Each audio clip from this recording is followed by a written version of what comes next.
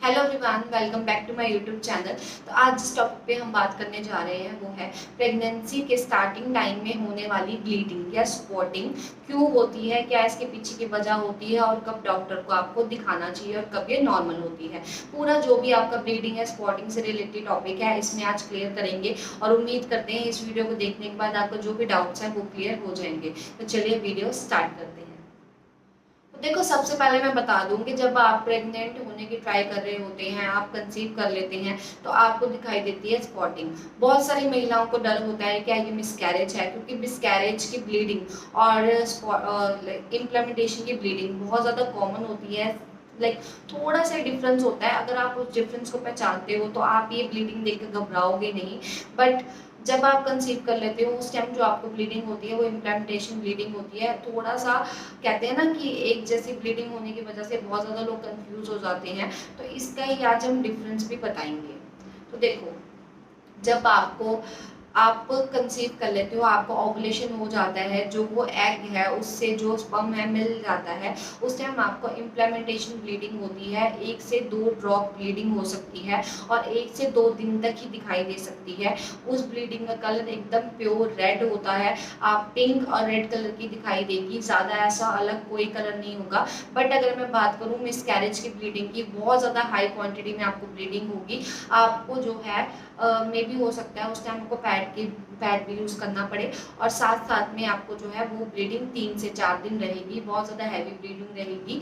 और आपको जो ब्लड के क्लॉट होते हैं, जो मोटे मोटे धब्बे भी कहते हैं, वो भी आपको नज़र आ सकते हैं। तो मेनली ये 2 रीज़न रहता है, 2 डिफरेंस रहता है, जिसको देखकर आप इजीली पता लगा सकते हो कि ये क्या मिसकैरेज ब्लीडिंग थी या इम्प्लीमेंटेशन ब्लीडिंग।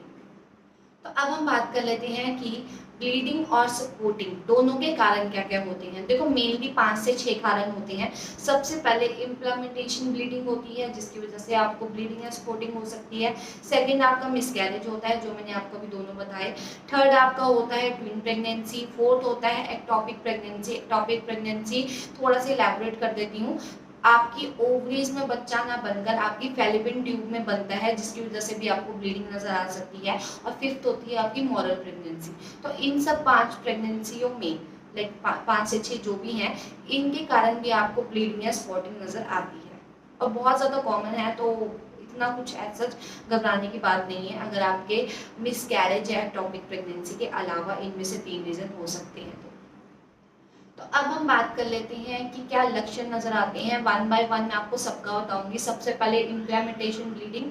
इम्प्लीमेंटेशन ब्लीडिंग को बहुत सारी वुमेन जो है वो लाइक पीरियड समझ लेती हैं, क्योंकि कई बार पीरियड्स में भी आपको बहुत ज़्यादा कम ब्लीडिंग आती है। तो आपको यही ध्यान रखना है कि 1 से 2 अगर ड्रॉप्स आपको 1 से 2 दिन दिखते हैं तो आपको इसमें टेंशन लेने की बात नहीं है।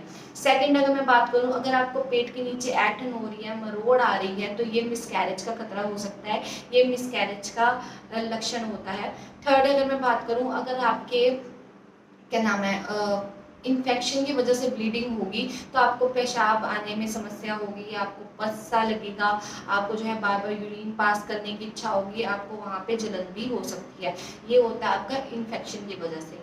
फोर्थ, अगर मैं बात करूँ तो वो होता है आपका, अगर आपके कंधे में दर्द है, ठीक है, और आपको जो है थोड़ा सा पेट फूलने की समस्या, तो वो आपका एक्टोपिक प्रेगनेंसी में आता है, जिसमें बच्चा फैलोपियन ट्यूब में बन रहा होता है। फिफ्थ और लास्ट है उल्टी या पलटी की समस्या।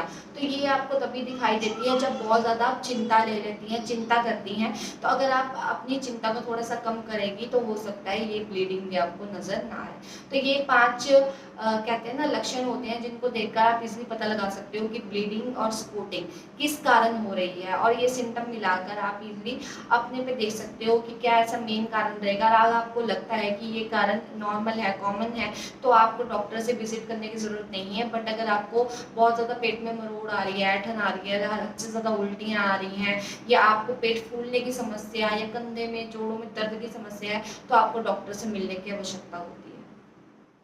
अब हम बात कर लेते हैं ब्लीडिंग और स्पॉटिंग दोनों का इलाज क्या है। तो देखो सबसे पहले इन्फ्लेमेशन ब्लीडिंग, उसमें आपको कोई कॉम्प्लिकेशन नहीं है, उसमें नॉर्मल रहता है। अगर आपकी एक्टोपिक प्रेगनेंसी या मॉरल प्रेगनेंसी है उसमें आपको डॉक्टर की विजिट बहुत ज़्यादा कंपल्सरी हो जाती है। और लास्ट अगर मैं बात करूँ वो है आपका मिसकैरेज। तो देखो मिसकैरेज का अगर आप स्टार्टिंग डेज में ही डॉक्टर से मिल लोगे ब्लीडिंग तो डॉक्टर दवाई देकर आपके 10 से 15 दिन रेस्ट बता के आपकी जो मिसकैरेज को बचाने की पूरी कोशिश करते हैं। तो उसमें अगर जितनी जल्दी आप डॉक्टर से मिलकर कंसल्ट कर पाओ आपके बच्चे की जान बचने के उतनी ज़्यादा चांसेस होती हैं। तो ये 3 इलाज है जो आपको ब्लीडिंग या स्पॉटिंग दिखने के बाद कर लेने चाहिए।